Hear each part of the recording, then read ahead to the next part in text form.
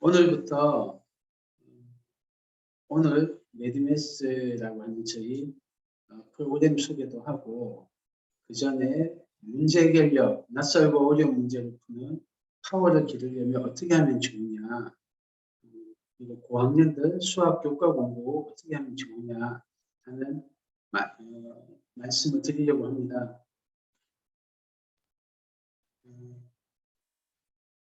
조금 자료를 보면서 할게요. 얼굴 뵙고 하면은 좀 더 좋은데 얼굴 뵐 수가 없어서 이름 다 바꿔주셨네. 초등학교 누구 이렇게 좀 바꿔주세요.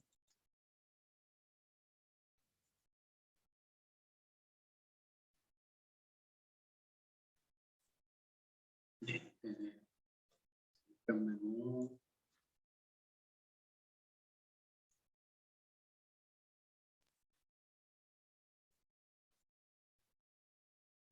지금 오고 계신 분들 계실 거예요.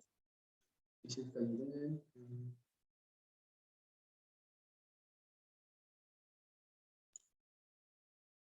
네. 매드매스라고 GTD에서 만든 교과 프로그램이에요. 심화 선행 수학 전문으로 하는 프로그램이고요. 어, 시행한 지는 2년 됐고 이제 3년 차 접어듭니다. 기수로는 3기수 정도 배출을 했어요. 3기수, 4기수째 지금 하고 있어요. 이번에 5기수째 모집하고요. 2022년 상반기 첫 번째 매드매스 반 모집합니다. 제가 1년에 몇 번 모집하는데요. 그 관련해서 저희가 설명을 하는 중입니다. 자, 내용을 조금 말씀드릴게요. 저희가 교과 수학 잘하려면 어떻게 되느냐 하기 전에 흔히 수학 공부 어떻게 하는지, 특히 초등학교 또는 중학교 학생들이 수학 공부를 어떻게 하는지 보면은 제 생각엔 한 90% 가까운 학생들이 진도를 나가요. 그냥 문제집을 풀면서 진도를 나갑니다.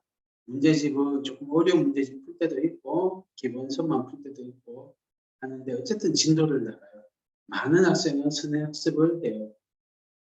중학생이 되면 내신을 챙기고 심지어는 고등학생 되면 내신이 거의 절대적인 비중을 차지하니까 고1 때는 내신 위주로 공부를 하죠. 그런데 이렇게 해서 고3이 되고 나면은 어떤 일이 발생하느냐면 보통은 고1부터 문제가 생깁니다.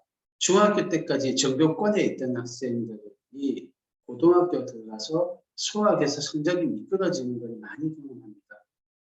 반대로 중학교 때까지 100점을 맞지는 못하고 잘하긴 잘했는데 그런 학생이었는데 고등학교 2학년, 3학년 올라가면서 막 치고 올라가는 수학에서 그런 경우도 있어요.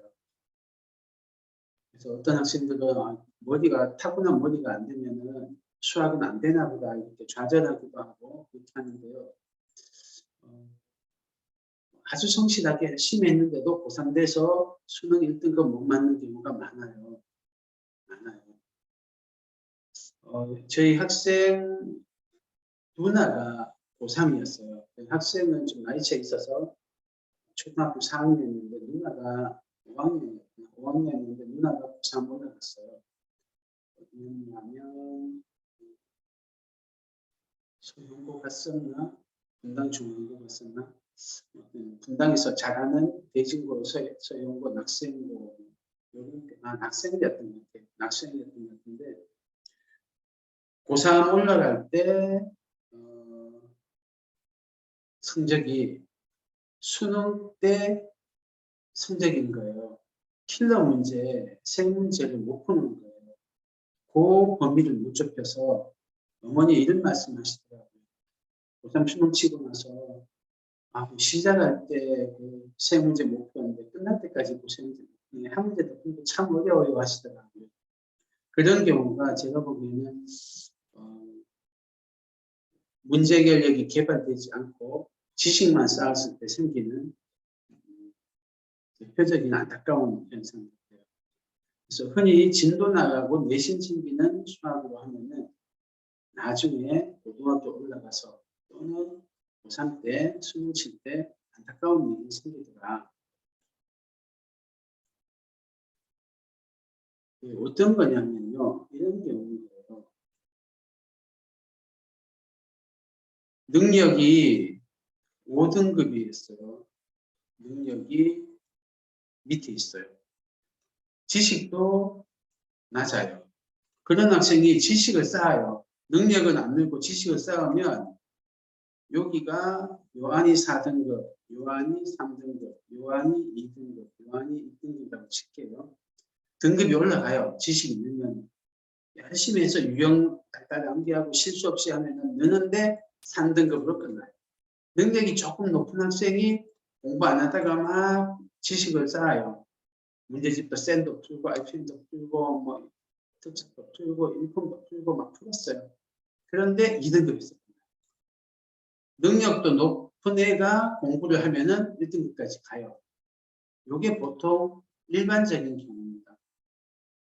그런데 이상적인 경우는 능력이 낮고 지식도 부족했지만 공부하면서 지식도 쌓이고 능력도 개발되면은 이렇게 올라가서 나중에는 1등급까지 가지더라는 거죠. 이렇게 하는 게 저희가 생각하기에는 좋은 공부 방법이다. 그래서 이런 방식으로 공부할 필요가 있다. 능력도 늘고 지식도 늘는 그런 방식으로 공부하는 걸 저희가 심화선행이라고 이름 붙였어요. 왜 심화선행인지 조금 이따 말씀을 다시 드릴게요. 그래서 탑 클래스가 되려면 이 세 가지가 다 있어야 될 텐데요. 머리랑 엉덩이랑 가슴이랑 다 있어야 되는데요.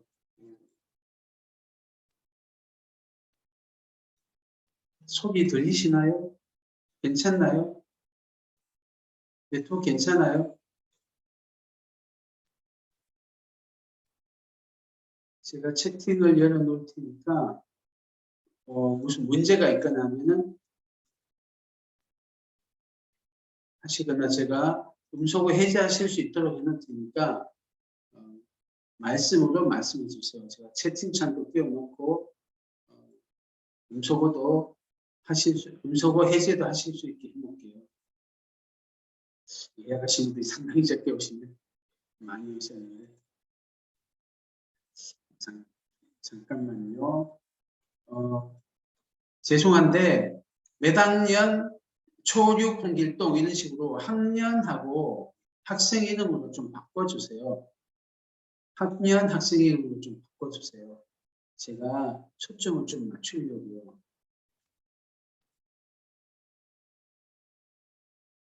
지금 보니까 초4, 초6, 초4가 많으시네. 알겠습니다. 예비 초부터 초점을 맞춰서 할게요.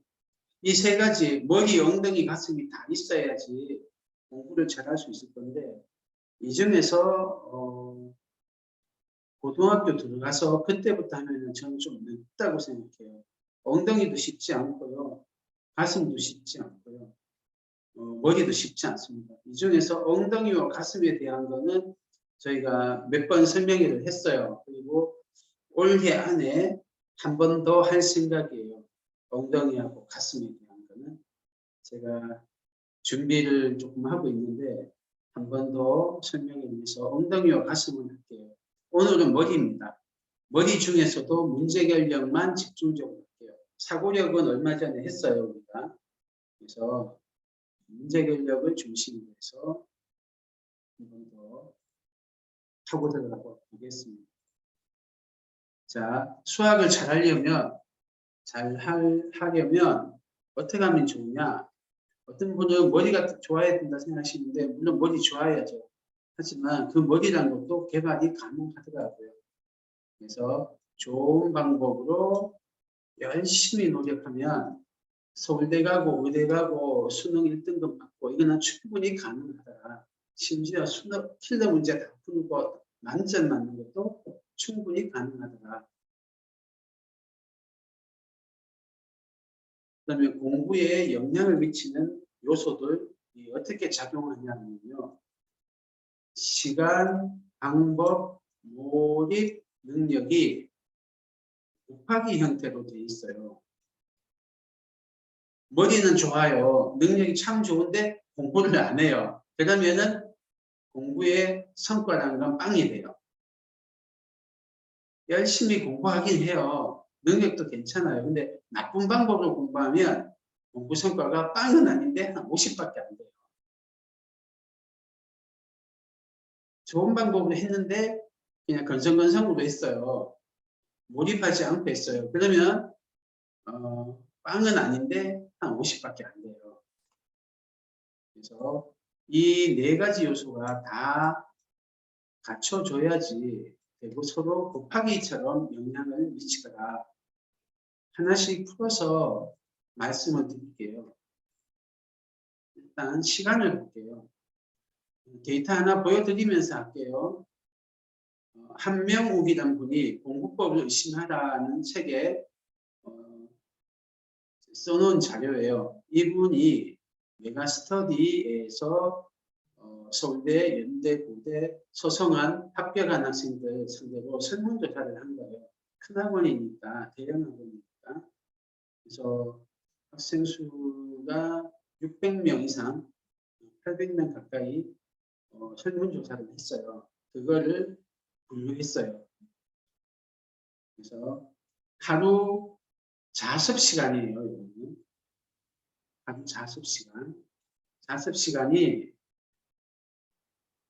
고1 때 어느 정도 했냐면 서울대 합격한 애들은 하루 6시간, 연고대 합격한 애들은 4시간 10분, 서성한 합격한 애들은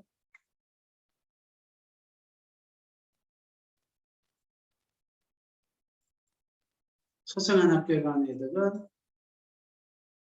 4시간 이하. 고2 때 조금 더 늘죠. 고3 되니까 서울대가 더 늘어요. 자세히 보시면 자습 시간 차이가 꽤 난다는 걸 아실 겁니다.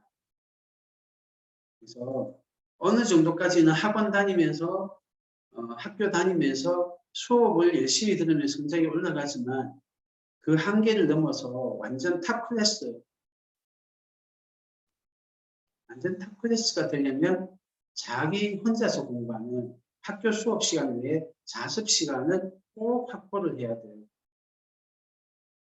국영수 과목은 이따 말씀드리겠지만 특히나 이 자습 시간이 꼭 필요합니다.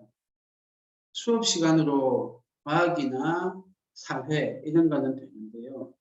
국영수는 좀 어려워요. 그래서 자습 시간을 꼭 확보해야 합니다. 그래서 수학을 잘하려면 공부 시간, 특히 자습 시간을 확보해야 되고요. 두 번째, 좋은 방법으로 공부해야 돼요. 과목별로 공부 방법 차이가 있는데 이거를 잘 이해 못하시는 분들이 수학 공부를 마치 암기 과목 공부하듯이 하시는 분이 있으세요. 어떤 문제를 해결하려고 할 때요. 수능에서 문제가 나왔어요. 사회는 개념이 많아요. 이 문제에 필요한 개념이 많아요. 대동법이다, 뭐 국회, 상권분립이다, 뭐 이런 식으로 개념이 많습니다. 그 개념에서 문제풀이까지 한 번 정도 꺾어졌어요. 그러니까 응용을 많이 할 필요는 없어요. 과학은요, 개념이 사회보다는 좀 적어요. 약간 이해하면은 응용해서 풀 수 있는 게 많아요. 대신 응용의 정도가 조금 더 많아야 문제 해결이 돼요. 국어하고 영어는요, 문법 정도만 개념이 있지 그 외에는 개념이라고 할 게 없어요. 알면 알고 모르면 모르고 독해를 해서 이해할 수 있느냐 없느냐 이런 식의 능력에서 바로 출발하기 때문에 응용이라는 게 별로 없어요. 대신 좀 깊이가 여기 사회는 얕고 과학이 조금 깊고 국어 영어가 조금 더 깊죠. 수학은요 개념이 상당히 적습니다. 국어 영어처럼 개념이 상당히 적은데 얘는 깊이도 매우 깊어요. 문제 해결까지 가려면 여러 번 꺾어져야 갈 수 있어요. 이렇게 여러 번 꺾어져야 갈 수 있는 그런 특징이 있습니다.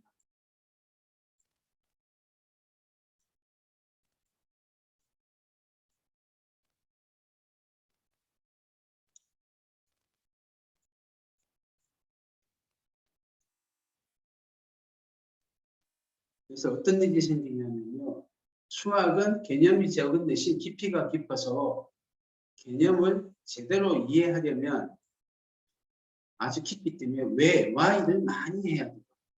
그리고 문제를 해결하려면 깊기 때문에 개념하고 문제 사이에 거리가 많이 떨어져 있기 때문에 응용을 많이 해야 돼요. 이 응용하는 힘을 문제 해결력이라고 부릅니다. 그리고 개념만 가지고 예를 들면 로그란 개념을 알았다고 해서 문제를 잘 못 풀어요. 그래서 개념을 배울 때 보통 기본 문제 또는 필수 문제, 필수 예제, 기본 예제 뭐 이런 이름이 붙은 기본 문제하고 같이 공부해야 돼요. 얘는 어떻게 보면은 개념과 원리를 이해하는 수단이 되기도 합니다. 그래서 이런 수학은 특징이 있어요. 하지만 사회와 과학은 그렇지 않고 개념이 많은 대신 개념의 깊이가 얕고 응용이 적어서 알면 알고 모르면 모른다예요. 자기가 원리가 안만 좋아도 대동법이란 말을 처음 듣는데 대동법에 관계된 문제를 풀 수가 없어요. 그래서 어떠냐면은 과학이나 사회는 대강사, 일타 강사가 굉장히 중요합니다. 일타 강사님이 귀에 쏙쏙 들어오게 연관된 지식을 잘 설명해 주면 잘 이해가 되고 문제도 잘 풀 수 있어요. 하지만 혼자서 그걸 낑낑거리고 이해하려고 하면 배경 지식도 부족하고 다른 문제와 연관도 잘 파악할 수가 없기 때문에 이해도 잘 안 되고 문제도 잘 안 풀어요. 그래서 이게 사회와 과학은 우리가 암기 과목이라고 할 때 암기의 비중이 크고 좋은 선생님의 비중이 없습니다. 그래서 자세히 보시면 일타 강사 중에 사회나 과학생이 많으세요. 그리고 그 쌤 강의 들었더니 성적이 올라갔다고 사회과학이 없어져요. 하지만 국영수는요. 수학 같은 경우는 깊이 이해해야 되고요. 영수 같은 경우는 자기가 완전 자기 거로 능력 소화를 해야 되는 게 많아요. 지금도 오고 계시는 분들도 계시네요. 네, 나중에 오신 분은 몇 학년 누구누구 학생 이름을 좀 써주세요. 예를 들면은 초5 홍길동, 뭐 예비 초4 이순신, 뭐 이런 식으로 좀 써주십시오. 제가 학년을 파악해야지 잘 설명을 드릴 수 있어요. 그래서 국영수는 강의를 듣거나 학원에서 공부하는 것 외에 혼자서 공부하는 시간이 절대적으로 필요해요. 능력을 길러야 되거든요. 능력은 코치가 운동하는 거 앞만 봐도 제 근육이 안 커지잖아요. 내 근육이 커지려면 문제결력, 수학에서 문제결력이 커지거나 영수에서 언어 능력, 회화력, 독해력 이런 능력이 커지려면 혼자서 낑낑거리면서 자기 거로 소화하는 게 필요한 거예요. 숙달하는 시간이 필요하고 그거는 코치의 설명을 안 만들어도 자기 거가 안 되는 거예요. 그래서 국영수는 능력을 길러야 되기 때문에 시간도 오래 걸리고 자기만의 자습 시간이 꼭 필요한 거예요. 아까 전에 서울대 학생하고 아닌 대학 학생하고 학원 다니거나 이런 시간은 비슷하거나 심지어 더 많을 수 있지만 자습 시간에서는 확실히 차이가 나는 걸 보셨을 거예요. 특히 수능 킬러 문제라든지 영수에서 영어 국어에서 아주 어려운 문제들은 그런 혼자만의 고독한 능력을 기르는 시간, 자기 거로 만드는 그 시간이 꼭 필요해요. 변별력을 주는 그 마지막 킬러 문제들은 꼭 그래요. 그래서 혼자 하는 게 필요해요. 예를 하나 들어드릴게요. 어떤 학생이 있었어요. 대치동에 살아요. 대치동 타워팰리스 살던 학생이에요. 이 학생이 영수는 다 그 휘문인가 지금 가는 센 학교 다니는데 거기서도 탑 클래스인 거예요. 거의 100점 근처는 있는데 고3 돼서 하려고 하니까 국어가 계속 1등급이 나왔다 안 나왔다 그런 이야기를 하는 거예요. 문과이거든요. 문과에서 국어 비중이 높은데 서울대 경영을 가고 싶은 학생이었어요. 근데 국어가 자꾸 불안정한 거예요. 그래서 고3 올라가면서 대치동에서 제일 유명한 학원 갔어요. 근데 성적이 잘 안 되는 거예요. 그 다음에 제일 비싼 과외생을 붙였어요. 그래도 안 나오는 거예요. 그래서 고민하다가 이 학생이 학교 선생님한테 여쭤봤어요. 어떻게 하면 좋을까요? 그래서 선생님이 보는 방법을 채택했어요. 어떤 방법이었냐면 국어, 수능 최근 연도 10년치 기출문제를 다 뽑아가지고 그 지문 하나를 완전 씹어먹는 방식으로 공부를 하는 거예요. 지문 하나가 어떻게 연결되고 얘가 어떤 뜻이고 그래서 이 전체 요지가 어떻고 이런 것들을 완전 자기 거로 소화하는 방식으로 했어요. 그 질문을 그전에도 가장 좋은 학원, 가장 비싼 과외 선생님하고 공부할 때 다 했던 건데도 자기가 능력을 기르는 것을 안 하고 강의만 듣고 요령만 배웠더니 독해력, 심화 독해력이 잘 된다는 거예요. 그래서 성적이 들쭉날쭉했던 거거든요. 근데 이렇게 씹어먹는 방식으로 두어 달을 하고 나니까 성적이 쫙 올라가서 마지막 수능은 안정적으로 만점 받는 일이 나온 거예요. 그래서 100점 받고 서울대 경영을 갔어요. 제가 이거를 EBS에서 직접 본 거거든요. 영어도 비슷할 거고 수학도 비슷합니다. 능력을 기르기 위해서 혼자만의 고독한 자습이 필요합니다. 그리고 그 시간이 좀 걸립니다. 강의 들어서 되는 건 아니다. 그런데 수학을 사회나 과학처럼 양치기로 또는 강의빨로 성적을 올리려고 하시는 분들이 꽤 있으세요. 근데 아셔야 됩니다. 어느 정도까지는 올라갈 수 있는데 그게 한계가 있다.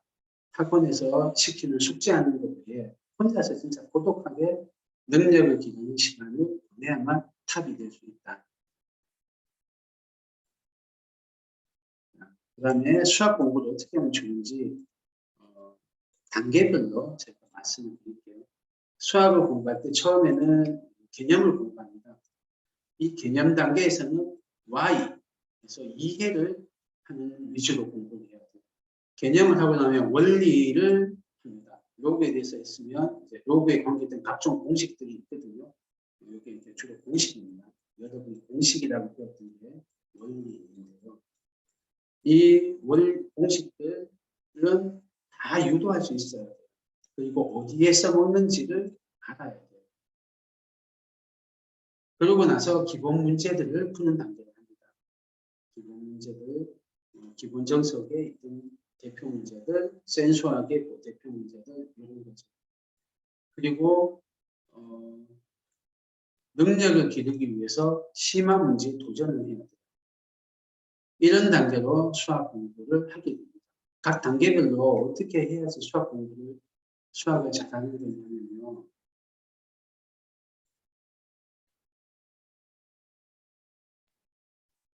개념이나 원리는 Y를 많이 해서 남을 가르칠 정도까지 해야 돼요.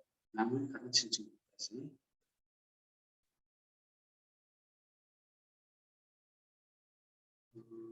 어떤 학생이 있었어요. 이 학생은 서울대 공대를 갔는데 자기가 공부한 방식을 다 증명하면서 자기가 공식을 다 유도하는 방식으로 했던 거예요. 하다가 공식이 유도가 안 되면 앞에 개념을 참고하고 또 유도해보고 안 되면 개념을 참고하고 이런 식으로 공부하면서 고등학교 때 했어요. 문제집을 많이 풀지는 않았다고 하더라고요. 이 학생이 서울대 공대를 갔는데 가서 수학을 하는데 똑같은 서울대 공대를 갔는데 어떤 애들은 평균이 올라가니까 좀 수학이 달리는 애들이 생기더래요. 근데 자기는 계속 잘하는 거예요.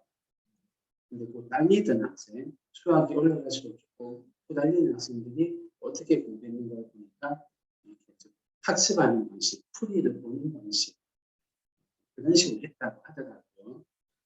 그래서 문제 해결력을 기르는데도 공식을 이용하는 게 굉장히 도움이 됩니다. 고등학교는 이제 공식이 많죠. 유도할 게 많은데 초등은 굉장히 적어요. 적지만 공식을 유도하는 방식으로 하면 좋습니다. 대표적인 거로 예를 들면은 이런 사다리 꼴이 이렇게 평행한 애거든요. 이 사다리 꼴의 넓이 구하는 공식이 있어요. 윗변 더하기 아랫변 더해가지고 나누기 2 그리고 거기에 높이를 곱하면 된다. 이렇게 되어 있거든요. 근데 그 공식이 왜 그런지는 뭐 교과서에서 유도하긴 하는데 잘 안 하죠. 공식 외워서 문제 풀어. 초등학교 단계에서는 공식을 외워서 문제를 풀 줄만 알아도 충분해요. 하지만요, 이렇게 돼요. 공식을 저희가 수업할 때 이 사다리꼴의 넓이 구할 때 제가 수업할 때 한 5가지 방법을 구해보자 이렇게 해요. 한 문제 하고 나면 2시간이니까요. 그런데 애들이 별별 방법을 다 찾습니다. 주어진 정보가 요거랑 밑변, 윗변, 높이 이렇게만 주어져 있는데 요 정보만 가지고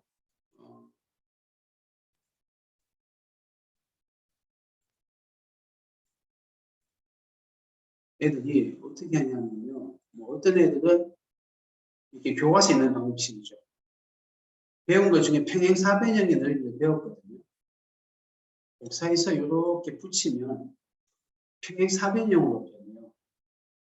이걸 이용해서 평행사변형 넓이의 반 하면 되거든요. 평행사변 넓이는 인터넷 불안정한데 나오나요? 나오나요? 괜찮아요? 여기 보시면은 밑변이 있고 거기에 아랫변을 더해가지고 높이를 곱하면은 평행사변형 넓이가 나오거든요. 근데 그거의 반이야. 이렇게 푸는 애도 있고요.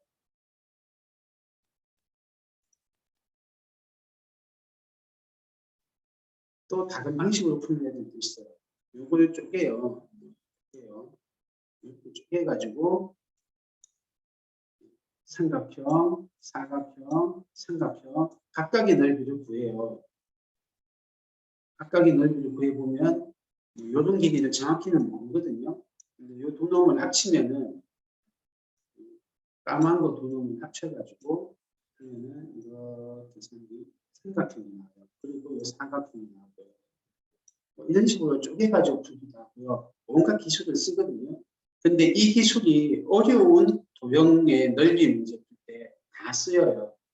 복사해서 키워가지고 기본 도형으로 반응하는 거. 쪼개서 기본 도형으로 반응하는 거. 잘라서 옮겨 붙여서 기본 도형으로 반응하는 거. 어떤 데서 빼가지고 기본 도형으로 반응하는 거. 등등 여러 가지 기술이 있거든요. 그거를 애들이 이 공식을 유도하면서 자기 거로 완전 이 문제를 해결하고 낑낑거리다가 그 방법을 생각해냈기 때문에 다른 문제를 풀 때 자연스럽게 써먹을 수 있더라고요. 그래서 이렇게 한 문제를 공식을 유도하는 방식으로 하고 나면 수학도 재밌고요. 그리고 다른 문제를 풀 때 아이디어가 잘 떠올라요. 그래서 이해 중심으로 가르치는 만큼 해야 된다. 두 번째, 능력 중심으로 해야 돼요. 왜냐하면 수학은 문제 해결력이 많이 필요해요. 다른 과목하고 달리. 개념에서 문제 해결까지 거리가 워낙 멀고 많이 꺾어져 있기 때문에 그래서 능력을 기르는 방식으로 해야 돼요. 그런데 초등학교 또는 중학교 학원에 많은 데는 가르쳐주고 따라하기 방식으로 수학 공부를 시킵니다. 대표 문제 가르쳐주고 선생님이 막 설명해주죠. 애들은 꼭 비슷비슷한 문제, 뭐 이름 바꾼 거, 숫자 바꾼 거, 뭐 약간 상황을 바꾼 거 풀고 조금 더 응용된 거 풀고 조금 더 응용된 거 풀고 이런 식으로 가르치고 따라하기 방식으로 하고 있어요. 그리고 이거를 잘 기억을 못하니까 어느 정도 되면은 또 반복을 시키고 시험 쳐서 까먹은 거 또 얻어먹기 시키고 숙제 내서 또 시키고 몇 번을 반복시키는 형태로 하는데요. 이렇게 하면은 일단 공부가 재미가 없고요. 그렇게 해서 성적이 어느 정도 나와주더라도 고등학교 1학년, 2학년, 3학년 올라가면서 성적이 점점 미끄러져요.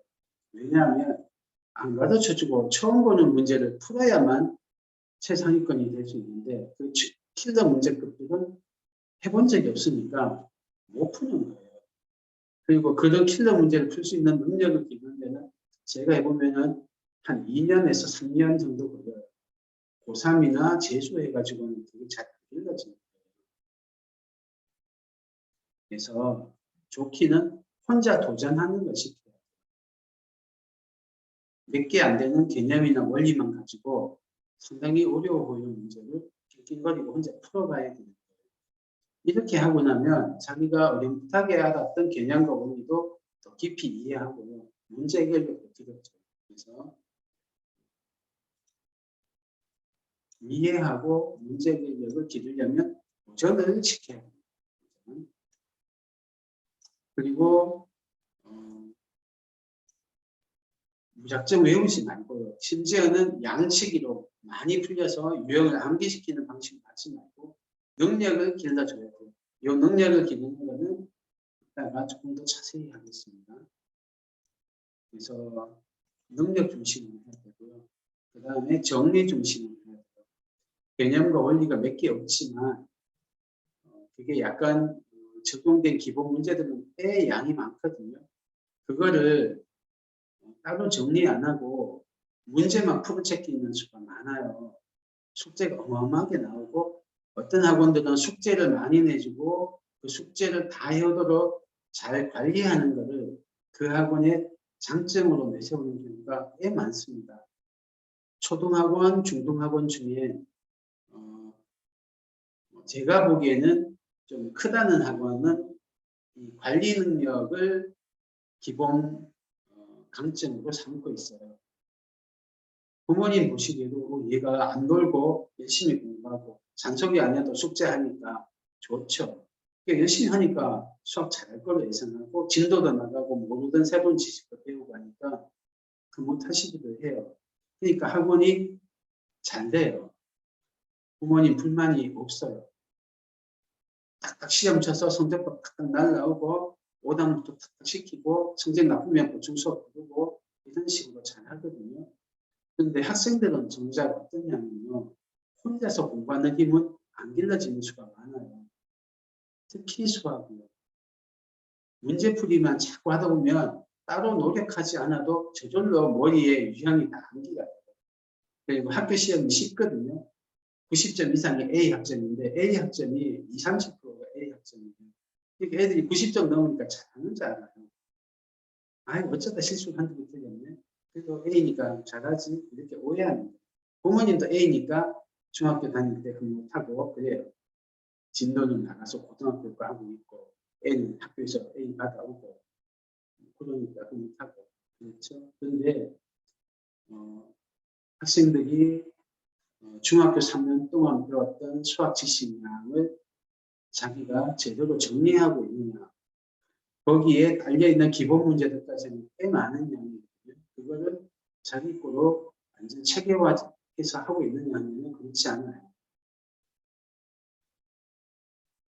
지금 배운 게 어디쯤 나오는지도 모르는 수가 꽤 많아요. 완전 낯선 문제 던져놓으면 어느 지식을 통해 써서 푸는 건지도 모르는 애들 많아요. 닮은 단어 배울 때는 닮은 이용해서 푸는 거야. 연립방식 단어 배울 때는 연립방식을 이용해서 푸는 거야. 맨날 그런 식으로만 공부하니까 의미 없이 나올 때 되게 약해요. 그래서 학교 내신 시험은 성적이 잘 나오는데 의미 없는 모의고사 종류에서 약한 애들이 양산되는 시기이긴 합니다. 초등고학년, 중학교 과정. 그게 문제를 많이 풀리고 자기 힘으로 정리하고 구조화하는 시간을 안 줘서 그래요. 그리고 더 좋게는요. 반성을 하면서 이 문제 어디서 봤는데 예를 들면 평행사변형 넓이 구할 때 복사해서 뒤집어 붙여가지고 사다리꼴 넓이 구할 때요. 사다리꼴 똑같은 걸 하나 더 복사해서 뒤집어 붙여서 합치니까 평행 400형이 되네. 근데 가만 보니까 삼각형의 넓이도 그렇게 구했잖아.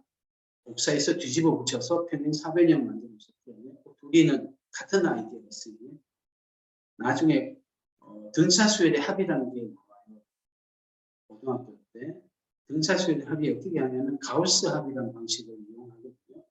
하나는 똑바로 써서 더하고요. 1 더하기 3 더하기 5 더하기 7 더하기 이렇게 하고 거꾸로 써서 또 하나를 더해요. 7 더하기 3, 5 더하기 3 더하기 1 이런 식으로 두 개를 뒤집어서 더하면은 합이 늘 일정하거든요. 1 더하기 7은 8, 3 더하기 5도 8 이런 식으로 해서 합이 4개 있네 이렇게 변한단 말이에요. 이것도 가만 보니까 삼각형의 넓이 구하거나 사다리꼴 넓이 구할 때 썼던 거네. 이렇게 서로 다른 데 있었던 개념이나 원리, 기본 문제나 기술, 아이디어가 서로 비교해 보니까 비슷한 게 있네. 요거는 여기서 비슷한 데 되는데 다르네. 최대 최소 구하는 문제긴 한데 얘는 그래프를 이용해서 구했고 얘는 절대 분식 이용해서 구했고 이렇게 다르네. 이렇게 자기가 정리를 해야 돼요. 그러려면 기본서나 심화서를 한 번이 아니고 여러 번 자기가 공부하면서 필수 문제를 정리해야 돼요. 이건 제가 직접 수업했던 방법이에요. 제 대치동에서 제가 고등학생들 가르칠 때인데 제 친한 선배님, 서울대 선배님이 있어요. 학교 선생님 부부세요. 교사 부부신데 아들 딱 하나 있어요. 아들 딱 하나 있는데 아들내미가 대치동에서 하는 학교를 다녔는데 재수했는데 5등급이에요. 그것도 문과에서. 5등급이 4.5등급이 딱 전국 가운데거든요. 그러니까 전국에서도 가운데 밑에 있는 거예요. 대치동에서는 그러면 못한 거죠. 그렇죠? 대치동에서는 못한 건데 어쨌든 그런 학생이었어요. 엄마 아빠 다 서울대인데 학교 사범대 나와서 선생님이신데 아들내미가 그래서 안타까웠어요. 저한테 좀 가르쳐 줄 수 없겠냐고. 그래서 제가 여러 번은 안 되고 주말에 한 번, 한 2시간 한 번만 가르치겠습니다. 그리고 재수종합반 가십시오. 그랬거든요. 재수종합반 가기 전에 수능 치고 왔거든요. 수능 치고 와서 재종반이 3월인가 6월이시잖아요. 그 전까지 시간이 조금 있을 때 제가 일주일에 한 2번 가르치다가 재종반 가고 있는 주말에 한 번만 가르쳤어요.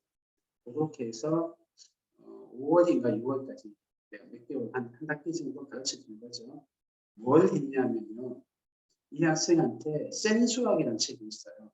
아시는 분 많으실 텐데 센 수학을 보면은 A 스텝, B 스텝, C 스텝이 있는데 B 스텝이 문제를 유형별로 모아놨어요. 그래서 유형을 1번, 2번, 3번에서 분류를 해놨거든요.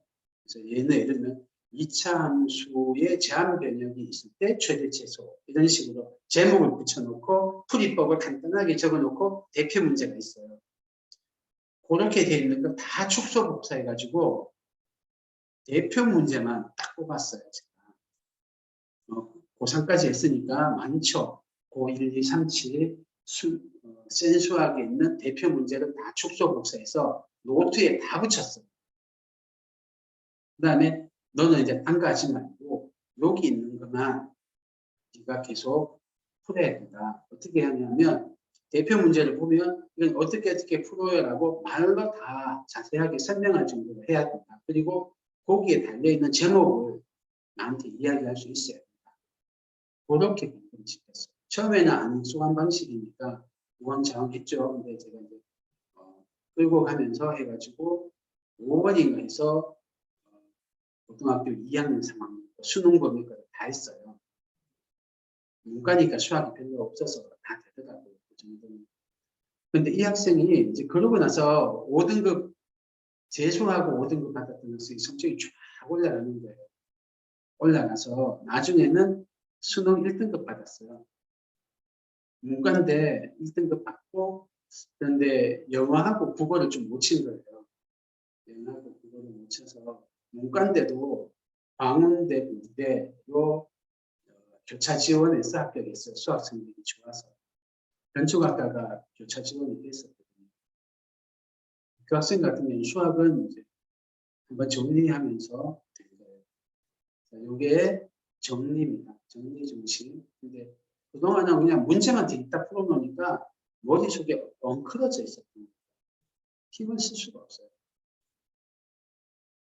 이렇게 이제 뭐 중위권 학생 말고 극상위권 학생들도 꼭 자기가 배운 내용을 머리에 구조화를 시켜요. 뭐 마인드맵이나 목차 이런 식으로 구조화시키거든요. 목차는 아니고 정확하게는 이제 흐름도인데요. 예를 들면은 인수분해라는 단어는 좀 어려워요. 인수분해를 만나면 제일 처음에 뭘 하느냐, 인수분해 공통인수가 있느냐. 있으면 공통인수를 묻는다. 없으면 그러면은 공식을 적용할 수 있는지 묻는다. 공식이 바로 적용되면 한다. 안 되면 그러면은 치환할 수 있는 덩어리로 묶고 뭐 이런 식으로 같은 몇 개의 흐름도가 있어요. 그걸 머릿속에서 다 정리를 해야 돼요. 교재는 그렇게 안 돼 있거든요. 교재는 그렇게 안 돼 있고 그냥 유형, 뭐 개념, 원리, 문제 이런 것만 잔뜩 나오는데 자기가 그렇게 만들어야 돼요. 그걸 하고 나면 수학 성적이 최상위권까지 확 올라가요. 시간은 걸리지만 그게 구조화와 통합입니다. 근데 이거를 학원에서 안 시켜줘요. 진도 나가기 바쁘고 문제 풀려도 중학교 과정까지, 고1 과정까지는 통하니까 그냥 문제만 풀어요. 여러분이 아셔야 됩니다. 그렇지 않다.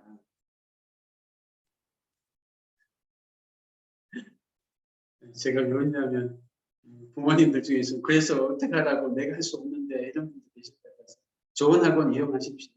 GTG 좋은 학원이에요. 그 다음에 이제 공부 방법을 말씀드렸어요. 정리를 조금 해드릴게요. 수학은 다른 과목하고 공부 방법이 좀 다르다. 단계별로 개념 단계, 원리 단계, 기본 문제 단계, 심화 문제 단계마다 요구되는 공부 방법이 다르다. 그래서 이해 중심으로 공부해야 되고 능력 중심으로 공부해야 되고 정리 중심으로 공부해야 된다. 이렇게까지 말씀드렸어요.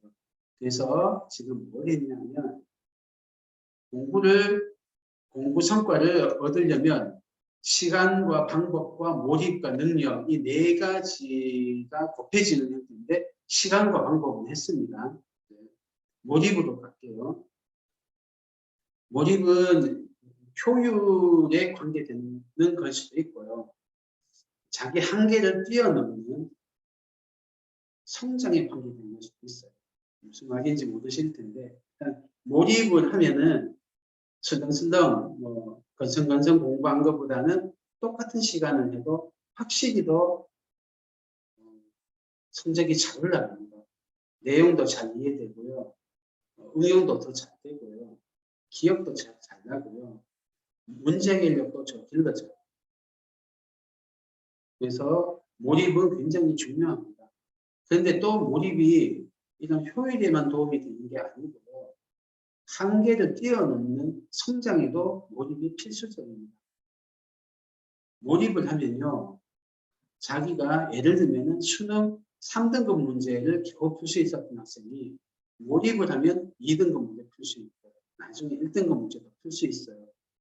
몰입을 할 때 인간 뇌에서 뉴런이 막 자라서 팍 붙어요. 그러면 시냅스가 생기고 머리가 좋아져요.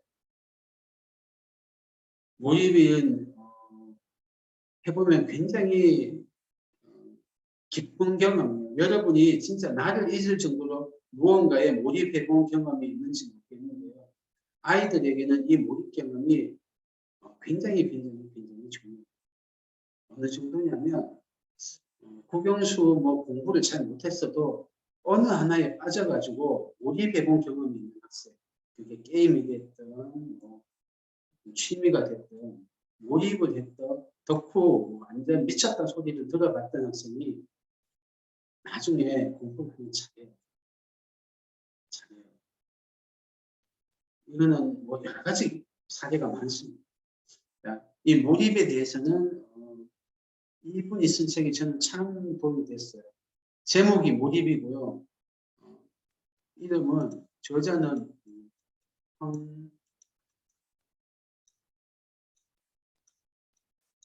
황농문 교수예요. 이분이 몰입 1, 몰입 2, 몰입을 공부에 적용하는 몇 가지가 있어요. 그런 시리즈로 여러 번 쓰셨는데 좋으니까 한번 보십시오. 황문문 교수님이 원안에서 몰입에 관한 대중적인 저술을 많이 쓰셨는데 참 도움을 받았어요. 그래서 학생들이 한계를 넘어서 성장할 때 이 몰입이 매우 도움이 됩니다. 그럼 몰입으로 공부를 몰입해서 하는 게 효율도 높고 성장한다는 건 알겠는데 어떻게 하느냐. 일단 쉬운 것부터 잘할 수 있는 것부터 재밌는 것부터 해야 돼요. 이건 우리 사고력 시간에 좀 말씀 많이 드렸으니까 넘어갈게요. 다음 어려운 문제까지 혼자 힘으로 해야 좋아요. 혼자 힘으로 낑낑거리면서. 그렇게 고통스럽지만 낑낑거리다가 어느 순간에 몰입 상태에 들어가요. 몰입 상태에 들어가서 미해결 문제 도저히 풀 수 없을 것 같은 게 풀려요. 그때 굉장한 성취감도 맛보고요. 도파민이 확 분비돼요. 그때 쾌감이랄까 성취감은 계속 공부하도록 만드는 큰 운동력. 혼자 있는 낑낑거려요. 세 번째는 엄선된 좋은 문제를 깊게 공부해야 돼요.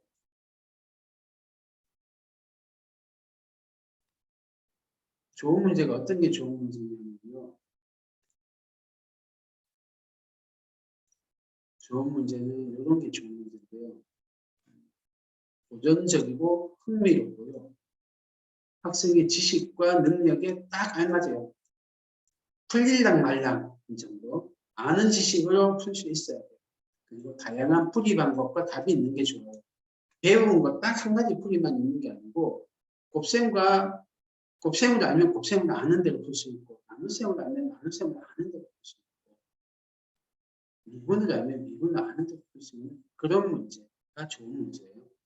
그리고 중요한 수학적 개념을 담고 있고 이전 지식과 관계가 있어서 이 지식을 재구성하게 해주는 문제. 그런 문제가 좋아요. 재구성해 주는 문제. 문제를 풀면서 깨달음을 얻게 되는 그런 문제가 좋아요. 다음에 추 같은 거 확장한 여지가 풍부한 그런 문제. 삼각형일 때 됐어. 사각형일 때 되니까 입체도형일 때 되니까 이런 문제가 좋은 문제. 그러니까 애들이 점점 더 풀고하고 싶어지죠. 그런 문제가 좋은 건데요. 자, 요거는 데이터 하나 보면서 말씀드릴게요. 고3 때 평균 문제풀이 수를 봤어요. 국어 안 볼까요? 서울대 합격한 애들이 29문제 풀었어요. 영고대 애들이 하루에 38문제 풀고 서성한이 40문제. 기타 학교가 43문제. 어때요? 문제를 많이 푸는 게 좋나요? 적게 푸는 게 좋나요? 수학을 보십시오. 수학도 영고대 애들보다 서울대 애들이 문제를 적게 풀었어요. 영어도 그래요. 영어도. 아까 제가 사례 말씀드리면서 국어가 1등급 왔다 갔다 이렇게 들쭉날쭉 해서 최고의 학원, 최고의 선생님한테 배워도 안 되던 애가 자기가 학원 다 끊고 수능 기출문제에 집중해서 안정적인 1등급 나왔다고 하잖아요. 다른 사례도 하나 말씀드릴게요. 이 학생이 좀 가난한 집이에요. 아버지가 이제 청소하시는 시청이 청소부세요. 뭐 요즘은 가난은 아닌데 조금 이제 몇 년 전 학생이라 어쨌든 가난한 집이었어요. 공부를 잘해요. 자기가 집안을 이렇게 해야겠다까지 생각하는 학생이에요. 근데 집안에서 도와주고 하시는 표현이 안 되니까 독하게 공부를 했어요. 엄청나게 독하게 공부해서 딴 거는 계속 100점이 나오는데 수능을 칠 때 수학만 1등급, 2등급 왔다 갔다 하는 거예요. 내가 서울대 경영을 가고 싶었는데 안 되는 거예요. 그래서 수능 때 수학을 멈춰가지고 서울대 경영을 못 갔어요. 재수할 형편이 안 되는데 꼭 서울대 가겠다고 재수를 한 거예요. 근데 학원을 다닐 돈이 없으니까 고생안에서 했어요. 진짜 독하게 했어요. 어느 정도로 독하게 했냐면 고3 때 공부하던 교실을 찾아가서 보여줬는데 자리를 꼭 창가에 앉은 거예요. 창가에 왜 앉았냐면 대전 학생이었는데 그닥 면학 분위기가 좋은 학교가 아닌 거예요. 그러니까 애들이 떠들고 시끄러운 거예요. 그래서 자기는 쉬는 시간에 커튼을, 창가에 있는 커튼을 자기 둘레 이렇게 빙 쳐가지고 커튼 속에 들어가서 공부하는 거예요. 재수할 때는 근처 도서관, 시립도서관 가서 공부를 했는데 아예 텐트를 치고 거기서 먹고 자고 하면서 공부를 한 거예요. 그래서 거기 도서관에 계신 분이 알더라고요. 너 새벽에 줄 서가지고 텐트 치고 줄 섰던 애 아니냐. 그 정도로 독하게 했는데 재수했는데 또 떨어진 거예요. 수학 때문에. 수학이 잘 나오다가 좀 어려우면 자꾸 추락하는 거예요. 그래서 삼수를 하게 된 거예요. 삼수를 하는데 수학 때문에 계속 실패하니까 진짜 이를 악물고 분석을 한 거예요. 내가 무슨 방법이 문제였을까. 그동안 이 학생은 수학 문제집을 엄청나게 많이 푸는 방식을 공부했는데 자기가 보니까 익숙한 문제가 나오는 시기에는 모의고사 성적이 잘 나오다가 낯선 유형이 많이 나오는 모의고사 때는 성적이 조금 누락질치는데 마침 수능이 계속 낯선 문제가 많은 해가 2해 연속 이어졌던 거예요. 그래서 내가 낯선 문제, 어려운 문제 푸는 이 문제 인력이 약한 게 문제였구나. 그동안 너무 학습하는 방식으로 공부했구나 하면서 어떻게 했냐면 수능 10년치만 한 거예요. 아까 그 대치동회처럼 수학 수능 10년치만 딱 뽑아서 그 문제를 어떻게 했냐면 모든 문제를 내가 2가지 이상의 방법으로 풀리라 이렇게 작정을 한 거예요. 그래서 모든 문제를 2가지 방법 이상으로 풀었어요. 나중에 그 EBS에서 찍어서 보여주는데 자기가 많이 푼 거는 8가지인가 방법을 푼 게 있는 거예요. 그래서 그거를 8분할 해가지고 8개 푸는 분을 막 찍어서 보여주더라고요. 시간이 좀 지나서 대학교 진학한 뒤에 했는데도 그때 그 문제를 기억하고 있더라고요. 그렇게 하니까 자기가 모든 문제를 사실은 열심히 했기 때문에 기출문제를 다 풀이고 하는 걸 외우고 있었거든요. 성실하게 내고 머리도 있고 하니까. 그런데 그 풀이 말고 자기가 알고 있는 풀이 말고 다른 풀이를 하려니까 처음에는 도저히 생각이 안 났더래요. 근데 낑낑거리고 하다 보니까 점점 이렇게 다른 풀이를 내는 게 잘 되고 그러다가 한 중간쯤 지나니까 시험이 어렵다 싶으면 계속 100점이 나오는 거예요. 그래서 수능에서 100점이 맞아요. 근데 마침 제가 또 제 지인 딸내미를 가르치게 됐어요. 얘는 이제 제가 대치동에 있다가 분당에 GTC학원 차리고 초기인데 그 선배님은 서울대 나왔어요. 예, 서울대 같은 선배거든요. 선배 딸내미인데 얘도 재수해서 3등급이었어요.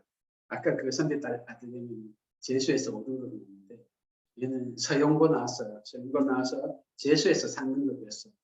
잘한 것도 아니고 못한 것도 아니고 그렇죠. 그런데 이제 얘가 집이 조금 어려웠어요. 그래서 자기가 알바 해가지고 삼수를 하게 된 거예요. 근데 반수죠. 반수해서 재수종합반 들어가서 9월달부터인가 8월달부터 하는데 저하고 한 2달 정도 수학을 공부할 시간이 생긴 거예요. 그래서 저하고 2달 동안 일주일에 1번인가 2번 2시간씩 수업했어요. 제가 어떻게 했냐면 EBS에서 봤던 그 방법을 적용하기도 한 거예요. 그래서 수능 볼 때는 7개년 기출문제집이 있더라고요. 이 7개년 기출문제집에 있는 기출문제를 다 여러 가지 방법으로 풀어보자. 그렇게 하는 거예요. 얘랑 하는데 얘는 도저히 못 풀더라고요. 선생님, 이 풀이를 어떻게 한 가지밖에 안 떠올라요. 이런 거예요. 재수했고 3등급이니까 기출문제는 알고 있더라고요. 나랑 같이 해보자 하면서 저도 낑낑거리면서 같이 했어요. 하다 보니까 저도 처음에 생각이 안 나더니 이렇게 저렇게 생각이 나더라고요. 그렇게 몇 번 가이드 해주면서 얘를 끌어줬는데 얘가 그렇게 해서 7개년 문제라고 몇 문제가 안 돼요. 그걸 석 달인가 해서 다 끝났어요. 그러고 나서 재종관 갔는데 얘가 수능 1등급 탁 나온 거예요. 그래서 고려대 갔는데 제가 직접 경험도 했고 EBS에서도 봤어요. 엄선된 좋은 문제를 깊게 하는 게 중요합니다. 많은 문제를 달달달 유형 암기시키는 식으로 하면 문제를 깊게 다룰 수가 없는 거예요. 이렇게 엄선된 좋은 문제를 깊게 하다 보면 몰입이 돼요. 저도 몰입이 되더라고요. 다른 거 보고 책임이. 그러니까 뭐 온갖 지식이 미분할 때 배웠던 지식과 로그할 때 배웠던 지식이 따로따로 떨어져 있었는데 문제를 풀려다 보면 탁 연결이 되더라고요. 그래서 풀이에서는 미분으로 풀었는데 로그를 이용해서 풀게 되는 거예요. 그 다음에 이제 데이터를 볼게요. 몰입을 하려면은 강한 동기가 있어야 됩니다. 어려움을 버티면서 포기하고 싶을 때도 끈기 있게 매달리는 게 필요한데 어린 애들은 어렵지만 좀 큰 애들은 비전이 영향을 줍니다. 이것도 아까 말씀드리고 책에 있는 데이터인데 서울대 합격했던 학생들하고 연고대 합격한 학생, 서성한 합격한 학생 보니까 평균적으로 비전이 언제 생겼냐 하면 중2 겨울방학 때 생겼다. 서울대 합격한 애들. 연고대 애들 고등학교 1학년 초, 서성한 애들 고등학교 1학년 여름. 이건 평균입니다. 빠르고 늦고 있어요. 비전이 없는 비율도 서울대는 11%밖에 안 돼요. 연고대 서성한 날수록 조금 더 높아지는 게 보이죠. 그래서 비전이 몰입을 하는데 도움을 주더라. 학생들하고 자기 미래에 대해서 생각해 보면 좋습니다. 하나만 더. 그 다음에 이건 뭐 이제 많이 본 역설이에요. 고3 때 평균 수면 시간을 쟀더니 서울대 간 애들이 더 많이 자요. 연고대 간 애들. 시간이 좀 웃겨요. 기타로 간 학생보다 서울대 간 애가 훨씬 더 많이 자요. 거의 1시간 더 잡니다. 왜냐하면 깊이 있게 몰입해서 공부하려면 수면 시간이 어느 한계 이상 내려가면 몰입이 안 돼요. 그냥 슬렁슬렁 공부하고 암기하고 이런 좀 낮은 수준의 지적 활동을 하려면 수면 시간이 좁고 좀 졸려도 할 수 있죠. 뭐 떡 썰고 이런 거는 졸면서 할 수 있죠. 불 끄고 할 수 있고. 그런데 고도의 지적 활동, 안 풀리는 문제를 낑낑거리면서 풀어낸다든지 막 흩어져 있던 지식을 머리에서 이렇게 정리를 한다든지 그런 걸 하려면 충분한 수면과 체력이 필요해요.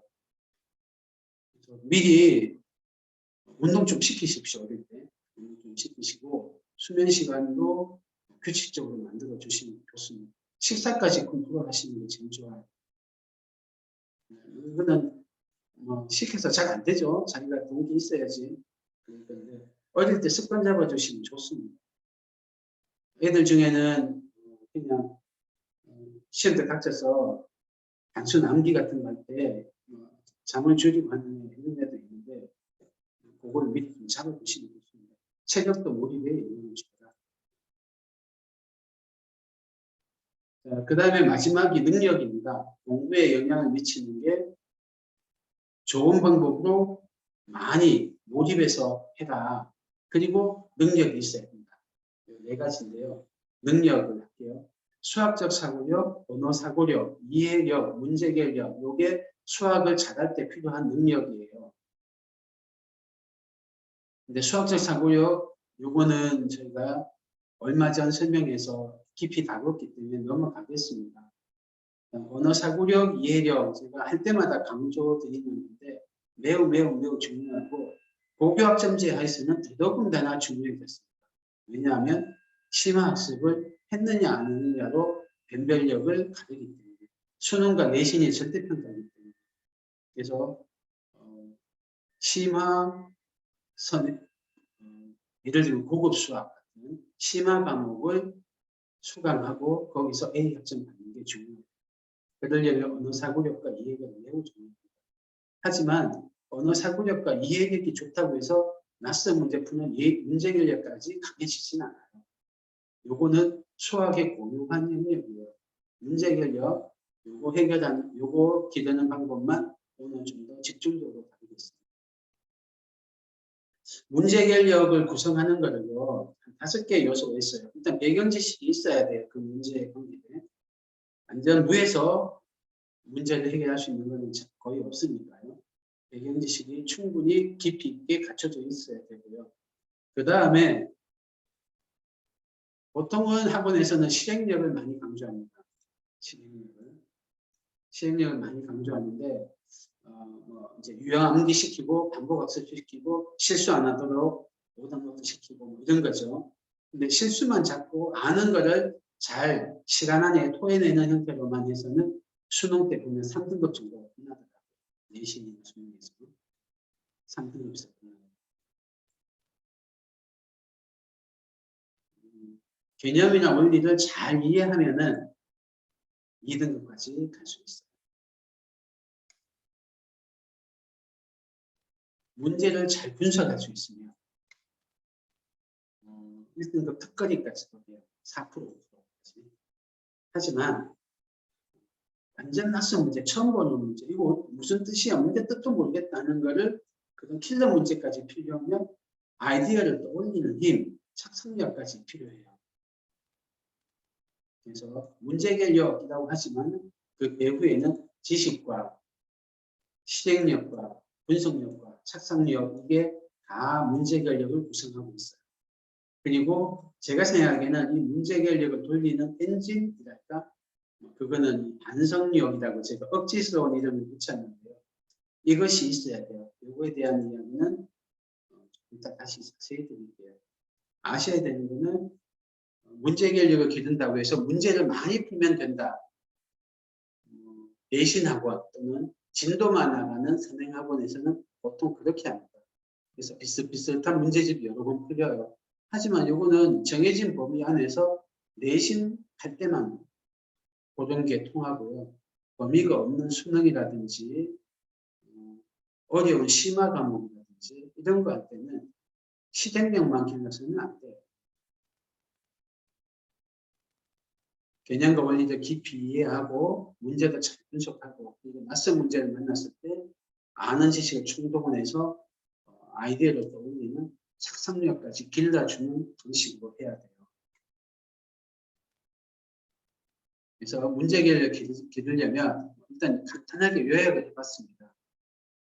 어렵지만 좋은 문제를 끝까지 혼자 힘으로 해결하고 마지막에 갈무리를 반성입니다. 반성력이라고 적었는데 반성. 이따 이건 자세하게는 뒤에서 또 할게요. 이렇게 요약을 했는데요. 하나씩 뜯어서 조금 볼게요.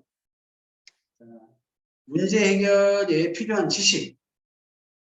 문제 해결력을 구성하는 게 개념이나 원리를 아는 배경 지식도 있고요. 문제 해결 자체의 고유한 지식이 있어요.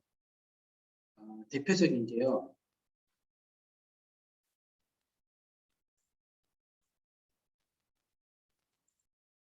실패를 인내하는 법. 안 풀리고 답답할 때 인내하는 법. 요거는 주로 사고력에서 많이 길러집니다. 다음에 조그만 진전의 가치를 평가하는 것. 뭔가 어딘지를 모르니까 막연한 상태예요. 그래서 막 찔러보거든요. 근데 어떤 거는 딱딱해서 안 들어가고 어떤 거는 뭔가 반응이 있어요. 냄새가 난다든지 소리가 달라진다든지 뭐 온도가 달라진다든지 찬바람이 들어온다든지 뭔가 조그만 게 있어요. 여기에 뭔가 틈이 있어 보인다. 이쪽을 집중적으로 공격해보자. 이런 게 조그만 진전의 가치를 평가하는 거예요. 그래서 그냥 아무거나 막 해보는 게 아니고 보통 애들이 어떠냐면 문제를 만나면 처음 보는 문제 만나면 손을 막 놀리는 애들이 있어요. 계산하고 뚝뚝 몰면서 계산해. 하다 보면 제자리에 돌아와. 내가 이 계산 왜 하고 있지? 그게 왜 그러냐면 암기해서 공부했던 애들. 막 뭔가를 하다 보면은 자동으로 암기했던 상황이 흘러가서 답이 나오는 시시한 문제를 많이 풀다 보니까 그런 건데요. 이런 애들이 몇 번 막 손을 막 놀렸는데 안 풀리면 멘붕이 돼요. 뭘 해야 될지 몰라요. 하지만 이제 문제결이 강한 애들은 문제를 곰곰이 봅니다. 그리고 아는 지식을 문제를 좀 분석을 해요. 그 다음에 아는 지식을 충동을 하기 위해서 하나하나 찔러봅니다. 주로 실험이죠. 찔러보면서 이쪽으로 길을 잡고 그래서 아는 지식을 충동을 해서 이렇게 해서 밀고 가거든요. 그 다음에 핵심적인 아이디어가 떠오를 때까지 기다리는 방법. 그 다음에 그것이 나타났을 때 모든 힘을 집중하는 방법. 이런 것들이 문제 해결법을 구성하고 있습니다. 그 다음에 아이디어가 안 떠오를 때요. 핵심적인 아이디어가 안 떠오를 때 사실 어떠냐면요. 아이디어가 안 떠오르는 건 아니고요. 떠올랐는데 희미해요. 근데 그거를 잘 붙잡아야 돼요. 문제 해결 잘하는 사람이라고 해서 머리가 특별히 좋고 아이디어가 잘 떠오르는 게 아니고요. 뭔가 아이디어가 희미하게 떠오를 때 그걸 탁 붙잡고 이쪽에 가능성이 있어 하고 집중적으로 밀고 가는 그런 게 중요한 거예요. 그 다음에 아이디어가 안 떠올 때 발문이라고 해서 질문을 던지면 뇌가 돌아가요. 이 발문술이 여러 가지가 있는데 제가 셀프 발문이라고 뒤에 참고를 해놨어요. 고기를 이용하면은 뇌를 늘릴 수 있는 발문법을 자기가 체화하고 습득하고 있으면 문제가 막히면 이 발문들을 툭툭 던지면서 문제를 풀 수 있어요. 저희 선생님들하고 제가 이제 세미나를 하면서 이 셀프 발문하는 걸 보여주면은 선생님들은 그동안 지식으로 외웠던 문제 A라는 방법만 있을 줄 알았는데 제가 B나 C라는 방법으로 푸는 것을 보면서 경험을 많이 하십니다. 발문수이라는 게 얼마나 위력이 그다음에 문제 해결 전략들을 자기가 하나하나 장만해 두면 좋아요. 예를 들면 거꾸로 생각하기 전략, 디딤돌 전략 이런 식으로 자기가 이름 붙여서 문제 해결 전략을 하나 배울 때마다 쌓아두면 되게 좋아요. 이거를 정리해 두는 애도 있어요. 수학 일기 같은 거다가. 그다음에 이제 아까 반성을 말씀드렸는데요. 반성이 제 생각에 문제 해결력을 기르는 NG쯤 된다고 생각해요. 저는 옛날에는 사람 머리는 타고난다, 수학머리. 그렇게 생각을 했어요. 그러다가 어떻게 문제를 풀 것인가라는 폴리아라는 분의 책을 읽으면서 사람 머리가 특히 문제 해결력이 개발 가능하구나 라는 거를 알았어요. 근데 그분이 이런 질문 던진 거예요. 문제 해결력을 기르려면 어떤 게 가장 도움이 될까? 그래서 저는 문제를 많이 풀고 공부를 많이 하는 거 아니야. 그거보다는 어려운 문제를 낑낑거리고 혼자 푸는 거 포기하지 않고 그게 답이라고 생각했어요. 근데 폴리아라 이제 제가 쌉으로 모시는 분은 반성이라고 합니다. 반성. 그래? 그러고 나서 이제 좀 읽었는데 나중에는 완전 찬성하게 됐고 그거를 제가 20년 동안 수업을 하면서 정말 많이 경험합니다. 여러 가지 방법으로 푸는 거 아까 제가 했잖아요. 3등급이네 1등급 나오고 그것도 반성이에요. 사실. 반성은 이런 것들입니다. 이런 거. 주로 비교, 연결, 분교 뭐 이런 것들 정리하고 이런 것들인데 이거는 읽어보십시오. 자, 그래서 저희가 문제 해결력을 기르는 것까지 조금 다뤘습니다.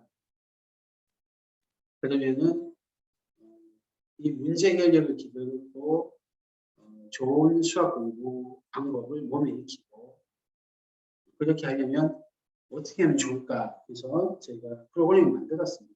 심화 선행 수학이고 미디매스라는 프로그램을 만들었어요. 초점을 조금씩 변했어요. 처음에는 이제 문제 해결력에만 집중해서 했는데 올해부터는 조금 성격 변화를 줬습니다. 고교학점제가 도입된 것도 있고 2년간 이제 프로그램을 운영하면서 배운 것도 있고 그래서 심화 선행 수학이요. 선행 진도를 나가되 문제 해결력을 기르면서 나가자. 그런 프로그램으로 개발을 했습니다. 그래서 좋은 심화 문제를 혼자 낑낑거리고 푸는 시간을 가져요. 미션 수업이라고 해서 소수의 문제를 애들이 낑낑거리고 혼자 풀게 놔둬요. 선생님은 가르쳐주지 않아요. 그리고 선행 진도를 나가기 때문에 교과 지식 학습도 하고 진도를 나가거든요. 그래서 문제 해결을 기른다. 그리고 힘에 맞게 선행해요. 되지도 않은데 막 선행해서 수박 8개 선행을 하지 않는데 선행을 힘에 맞게 돼요. 하지만 할 수 있는 힘껏 선행하게 돼요. 힘껏. 그래서 3년 선행, 4년 선행까지도 저희가 합니다. 이번에 예비초4, 예비초5 영재센터에서 메디메스 과정 또는 메디메스 다음 과정인 PS 과정까지 애들이 편성돼서 수업을 1월달부터 시작을 합니다. 일부반은 이번에 시작했고요. 대체로는 1월달에 시작을 합니다. 좀 더 자세히 메디메스 과정 말씀을 드리면요. 어떻게 되어 있냐면 일주일에 3번 수업을 해요.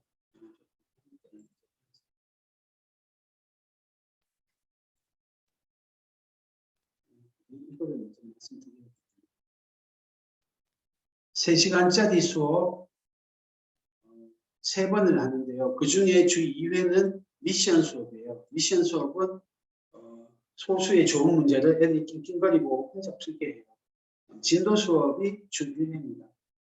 근데 어떤 경우는 요게 1회, 요게 2회, 진도가 2회, 미션이 1회인 경우도 있습니다. 이거는 반마다 조금 다른데 대체로 비율은 뭐 반반 정도 평균 내는 그런 것들. 어쨌든 문제기력 수업 비중이 꽤 있다. 미션 수업은 자체 교육을 합니다. 문제기력이면 자체 교육을 하고요. A반은 그렇게 해요. B반은 최고 수준 수학의 제일 어려운 3단계인 뛰어넘기 단계하고 자체 교재를 이용해서 풉니다. 진도 수업은 기본서하고 준심화서를 맡아요. 중등 예를 들면 중등은 개념 플러스 유형에다가 최고 득점 수학 또는 일품 수학으로 합니다. 다음에 심화 진도도 따로 나가거든요. 심화 진도는 1년에 중1, 2, 3을 완성하는 형태로예요. A반은 A급 수학하고 블랙라벨 하고요. B반은 최고 수준 수학을 합니다. 반마다 조금의 그 중간에 변형은 조금 있어요. 그거는 저희한테 상의하시면 되고요. 진도는 중등 한 학기를 서너 달에 2번 정도 풀립니다. 기본서하고 중심화서. 고등과정은 고1 과정을 수학 상하죠. 수상, 수하를 1년에 기본서, 주로 기본 정석을 많이 합니다. 기본 정석을 하고요. 문제 유형서는 쌤을 많이 합니다. 근데 반마다, 선생님마다 조금의 편차는 있는데 뭐 크게는 이런 거랑 비슷한 동급을 합니다. 정석하고 동급이 다른 거로 하고 쌤과 동급이 다른 거로 하는데 같은 레벨을 합니다. 이렇게 2번 풀리는데 1년 걸립니다. 수학 상하 풀리는데 이 정도 페이스로 나갑니다.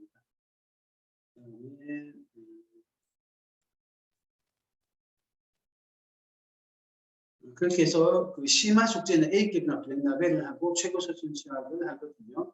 어떻게 하냐면 숙제 검사는 풀이 과정을 노트에 다 쓰게 해요. 숙제인 거죠. 그래서 선생님이 전수 검사하시고요. 그리고 미션 수업은 자체 교재 어려운 문제도 혼자 힘으로 해결하게 됩니다.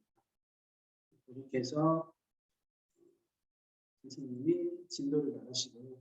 그다음에 부모님들 많이 하시는 게 심화 문제 안 가르쳐 주는데 혼자 풀 수 있냐 하는데 2년 동안 해보니까 되더라고요. 혼자 살아면 포기했을 건데 다 같이 하니까 하는 것도 있고요.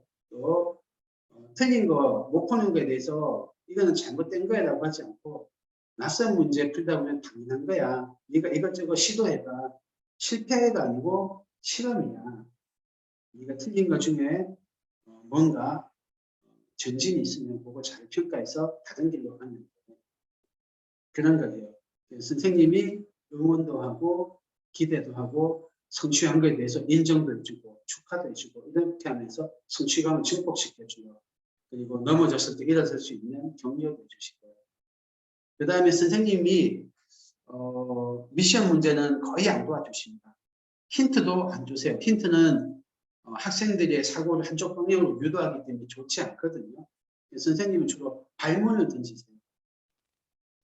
발문을 던지시고 그 다음에 정 안 되면 작은 문제, 예를 들면 n번째 수가 뭐냐 이렇게 물었을 땐 첫 번째 뭐지, 두 번째 뭐지, 세 번째 뭐지 정도까지 선생님이 풀어주시는 거예요. 일종의 실험을 수행해 주시는 거죠. 그렇게 하고 나면 애들이 보통 풀더라고요. 그 다음에 끝나고 나서 선생님이 강제로 반성을 좀 시키세요. 이 문제랑 저 문제가 이렇게 연결돼. 너네가 옛날에 배웠던 그거 있잖아. 이거랑 비슷하지 않아? 얘 얼마 전에 배웠던 이거랑 이거랑 조금 다르지. 거의 비슷한데 이게 다르지. 뭐 이런 식으로 정리를 해주시고 반성을 시키세요. 이게 교사가 하는 건데 이렇게 하면서 애들이 안 가르쳐줘도 혼자 푸는 게 점점 많아지더라고요. B반, A반이 있어요. 저희가 각종 하여튼 그 장치를 통해서 애들을 조금 더 도전할 수 있게 유도하고 꼼꼼하게 공부할 수 있게 유도합니다. 이건 넘어갈게요. 관리 시스템은. 순서는 B반, A반, PS반 이렇게 나가거든요. B반은 이제 진도를 중2, 중3 과정 나가는 애들이 많고요. A반은 중3, 고1 과정 나가는 애들이 많아요. PS반은 고1 과정 하는 애들이 많고요. 그래서 B반 거친 다음에 A반 가고 A반 거친 다음에 PS반 가거나 바로 PS반으로 합류할 수도 있어요. 이번에 바로 PS반으로 합류한 애들도 있고요. A반으로 합류한 애들도 있어요. 얘들이 KMO나 영재고까지 연결돼서 갑니다. B반으로 들어온 애들도 제 생각에는 영재고 불가능한 건 아닌데요. 시간을 가지고 가야 됩니다. 저희 애들 중에 세칭 이야기하면은 고3 수능 때 3등급이나 2등급 나오고 끝난 학생이 있었어요. 그 학생이 B반을 했어요. B반 하다가 한 1년 하거든요. B반 1년 하고 A반으로 넘어갔어요. A반은 A급 수학이나 블랙라벨을 쑥쑥쑥 풀어야 되거든요. 처음에는 A급 수학의 A 레벨을 꿈도 못 꿀 학생이었는데 B반 거치고 나니까 푸는 거예요. 그 다음에 A반 거친 애가 있어요. A반 거친 애가 영재고 준비를 하는데 원래는 영재고 그 기출문제나 KMO 문제를 꿈도 못 꿀 학생인데 A반을 거치고 나니까 좀 푸는 거예요. 저희가 2년쯤 되니까 이런 사례들을 보고 있습니다. 문제 개력이 개발되는구나. 어릴 때는 사고력으로 개발하면 가장 효율적으로 개발되는데 나이가 들면 사고력을 할 수 없으니까 그때는 이 미디매스 프로그램이 문제 개력을 주는데 아주 도움이 되는구나. 이런 친구들이 경험하고 있습니다.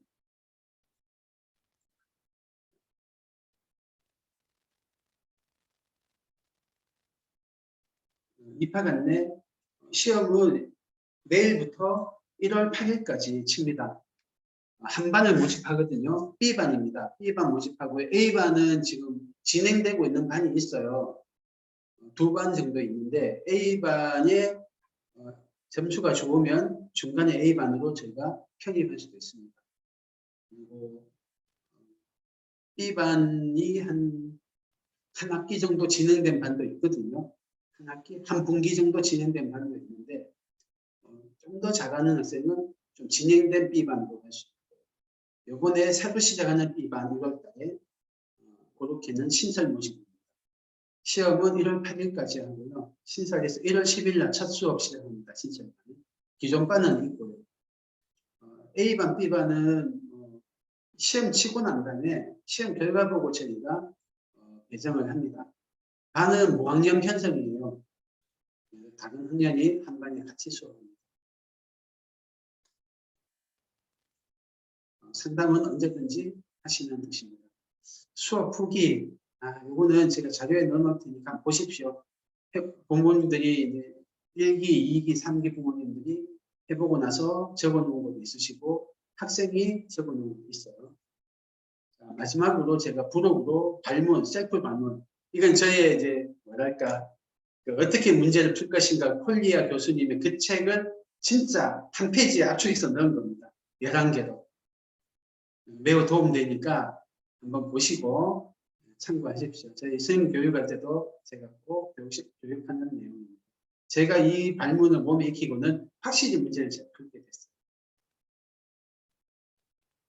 이거는 제가 다 하기는 너무 길고요. 보시면 됩니다. 자, 감사합니다. 감사합니다.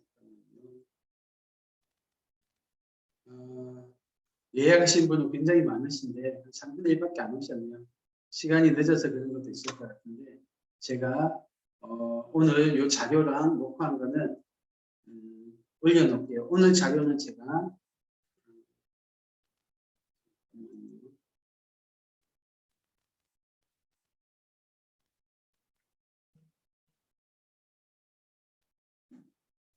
이거를 PDF 자료를 제가 채팅창에 올려드릴게요. 올려드리면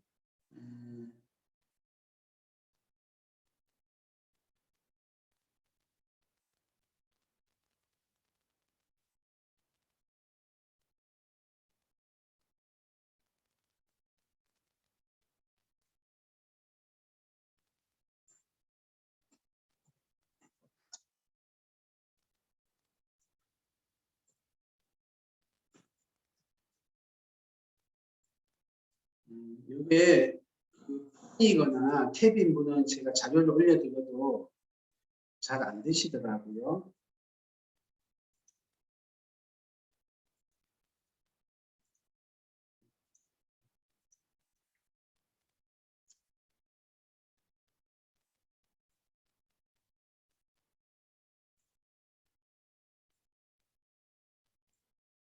죄송합니다. 이게 파일을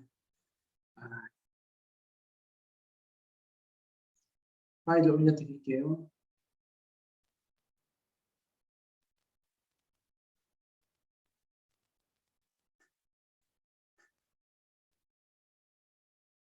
파일을 못 받으신 분은 제가 전화번호 올려놓을 테니까 이 전화번호로 요청하시거나 아니면은 데스크로 요청하시면 자료를 받으실 수 있고요. 오늘 했던 거 녹화도 해놨으니까 동영상을 보시고 싶은 분은 데스크로 연락하시면 저희가 저희 블로그에 올려놓겠습니다. 자, 질문하실 분 질문하십시오.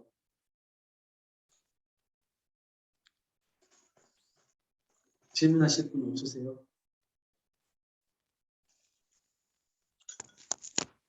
채팅을 하셔도 되고요. 음소거 해제하고 음성을 하셔도 됩니다. 참고로 질문에 답하다가 본 설명회보다 질문에 대답이 더 도움이 됐다는 경우도 있어요. 질문하시는 게 다른 분을 돕는 거인 경우도 있고 저를 돕는 경우도 있습니다.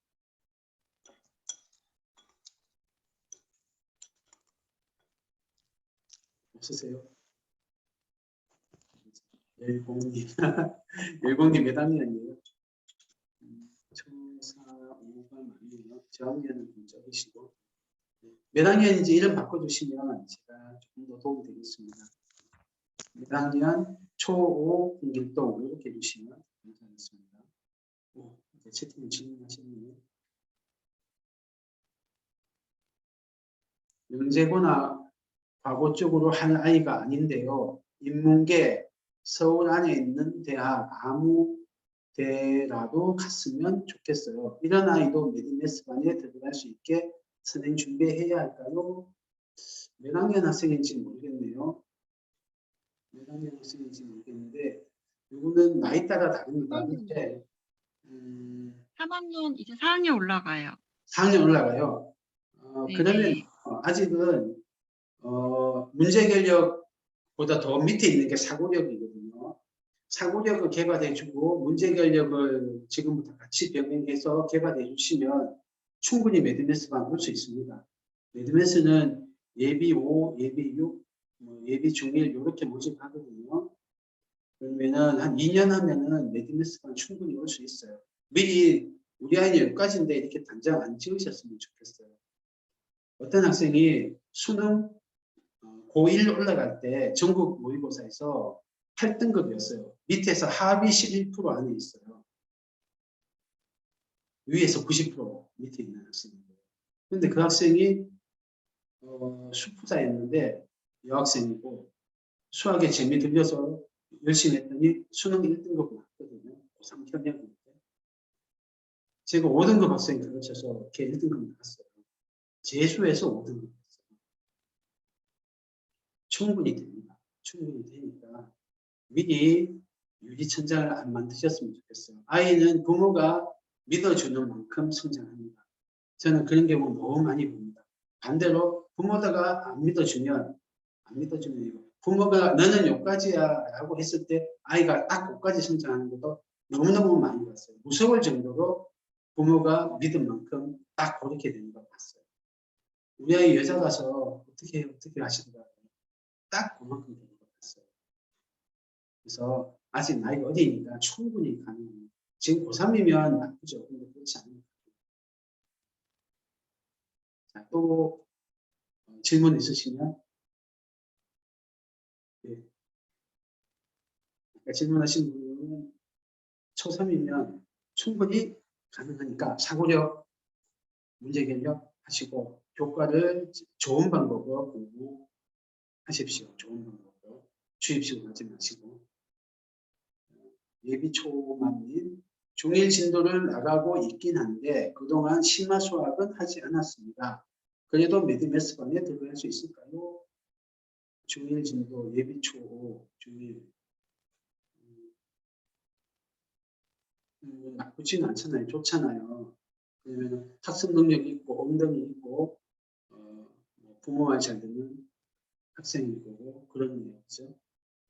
엉덩이 있고 동기부여도 꽤 돼 있고 학습 능력도 있고 그럴 건데 테스트를 봐야 알겠어요. 진도 나가고 있다가 워낙 여더지리더라고요.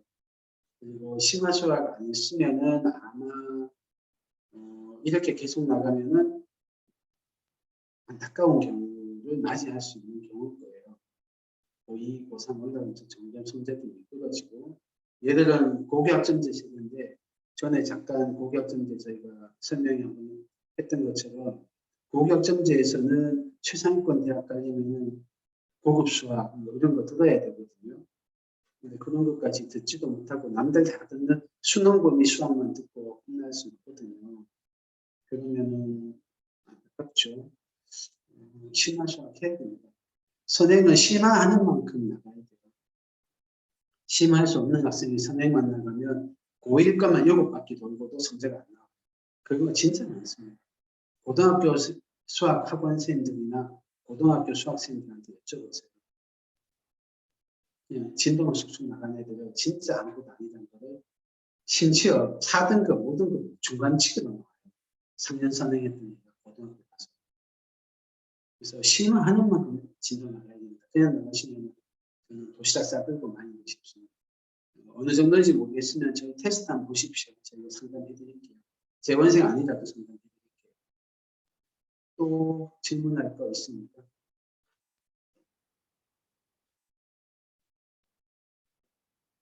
질문 기다리던 물 한잔 마실게요.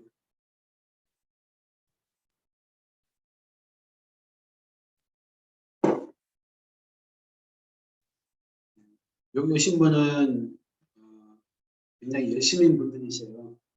열심인 분들이시고 이 열심을 잘 이용하시면 자녀들을 잘 도와주실 수 있습니다. 근데 이 열심이 좋지 않은 방법으로 도와주시면 학생들을 떠먹여줘야 먹는 학생으로 키우실 수도 있고 나중에 엄마 죄송해요. 엄마 아빠 제가 해도 수학 성적이 여기까지밖에 안 나와요. 저는 수학 머리가 딱 예를 들면 3등급인가 봐요.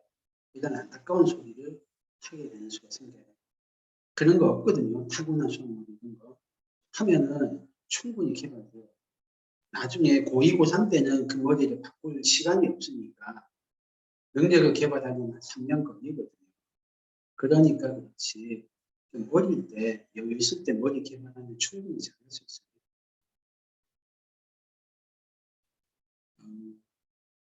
김수아님, 심화하지 않은 예비 중학생이 심화를 시작하려면 어떤 유형의 학원 또는 어떤 방법으로 시작해야 할까요?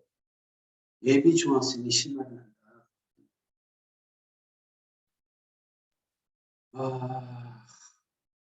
학원이 없어요. 학원이 없어요. 너무나 불행한 얘기인데 학원이 없어요. 제가 초등부 학원인데 예비 중1까지, 중1까지는 저희가 매드매스반을 하거든요. 했던 이유가 제 아들이 중1 올라가는데 오늘 학원이 없는 거예요. 지금 중2가 됐어요. 제 아들이. 그래서 만들었어요. 원래도 하고 싶었는데 그냥 에너지가 없어서 안 하고 있다가 아들 생각하고 만들었어요. 만들어서 이제 했는데 저희 애들이 그래도 제 아들한테 초점을 맞추다 보니까 좀 상위권 애들 중심이에요. 고등진도 근처 나가는 애들 데리고 시작을 했거든요. 6학년 때. 벌써 3년 됐구나. 2년이 아니고 3년 됐네요. 그래서 이제 막 심화를 안 했다. 예비 중학생이다. 1년 선행했다. 이런 애들은 매드매스에는 없고요. 지금 예비 초 오면은 매드매스 B부터 하면은 한 2년 선행한 애들 같긴 하는데 그래도 상위권 중심이고요. 그 외에는 학원이 없어요. 다 진도만 나가요. 심화한다 그래도 심화 문제집을 선생님이 풀어줘요. 문제를 암기시켜요. 내신 스타일로.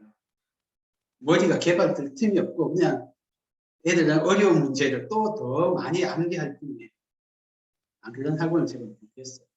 그래서 죄송한데 학원은 모르겠다. 없는 것 같다.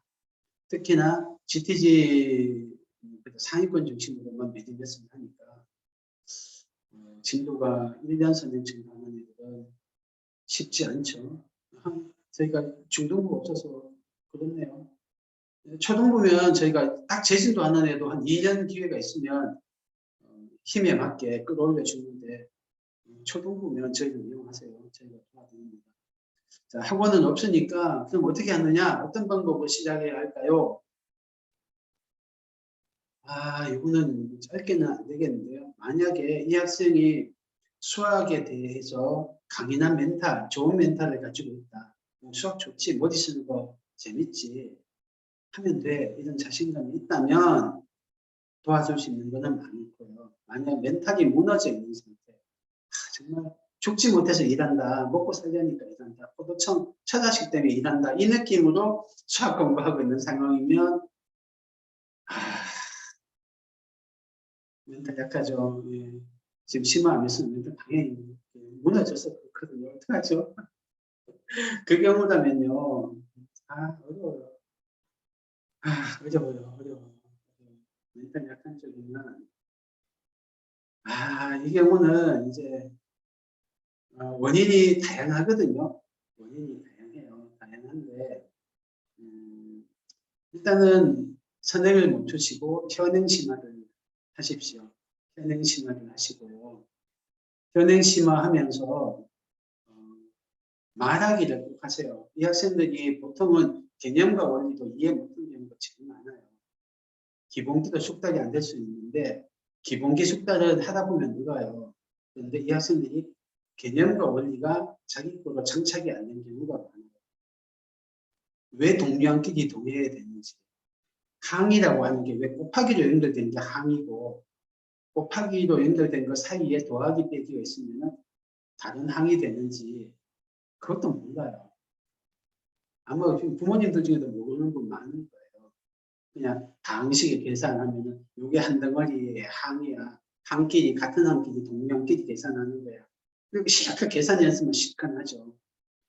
그런데 왜? 하고 질문을 던지면서 공부하고 나세요. 제가 오늘 드린 자료 중에 수학 공부에 개념은 Y 중심으로 원리는 증명 중심으로 하라고 했잖아요. 유도. 그래서 Y와 유도 이 두 개를 철저히 좀 하십시오. 그래서 조금 좋아져야지 수학이 맛있어져야지 재밌어져야지 그 다음에 어려운 문제에 낑낑거리고 달려드는 게 돼요.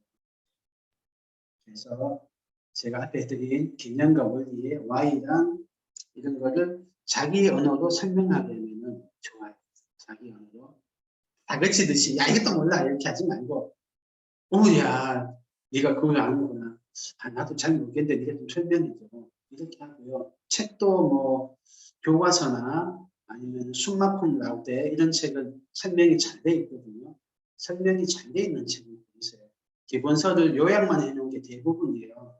아마 이 학생은 지금 중학교 과정부터는 요약한 거로만 공부했을 건데 설명이 잘 된 걸 보고 개념과 원리를 설명할 수 있게 하십시오. 교과서 좋고요. 숙마품 나올 때 좋고요.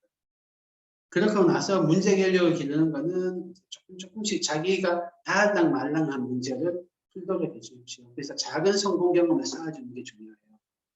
요거는 저희가 연말에 강의 회원되기 전에 한번 할게요. 학생들 어떻게 공부하게 만드는지. 너무 긴 이야기다 여기까지만 하고 자세하게는 개별 상담 요청하십시오. 제가 도와드릴게요. 비재원생이라도 도와드립니다. 예비 5학년 교과 재원생인데 지금 중1 과정 막 시작했는데 메디웨스반은 내년에 도전해 볼 수 있을까요? 네, 저희가 예비 5 준비과정 하는 반 제가 아는 반 같은데 메디메스 후보입니다. 저희가 메디메스로 끌고 갑니다. GTG 딱 붙잡고 따라오십시오. 메디메스 B, A 거치고 나면은 1등급 갑니다. 큰 소리 뻥뻥 치네요. 예비 중 재환수입니다. 설명이 끝나고 상담을 전화로 따로 드려도 괜찮을까요? 대환영이죠. 네, 그러려고 지금 했습니다. 우리 새로 시작한 애들 때문에 한 거라서 그분들은 사실은 저하고 다 통화 한번 하셔야 돼요. 네, 감사합니다. 선생님 감사합니다. 네. 또 질문 없으세요? 예비 초사 학생들은 아직은 메디메스반 개설은 안 됐는데요. 영재센터는 개설이 됐거든요. 그래서 영재센터를 이용하셔도 됩니다. 예비 초사는. 영재센터에서는 메디메스의 그 미션 수업을 MMA, MMB, PS 이렇게 해서 실시하고 있으니까 상담을 하십시오. 저희가 도와드리겠습니다. 예비 초사. 예비 초5, 예비 초6은 저희 프로그램이 있으니까 개별적으로 상담하시면 되십니다. 네. 하중명 학생어머니, 네, 감사합니다. 제가 늘 감사하죠. 네.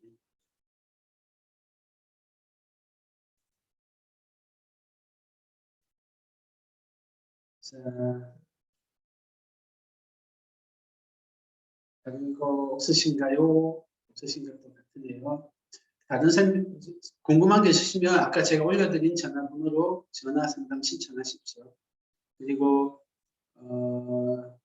선생님 안내하셨을 것 같은데 1월 달에 메디메스 시작하는 고반 학번이 계시면은 남아서 질문하셔도 되고 전화로 질문하셔도 됩니다. 긴 시간 감사합니다.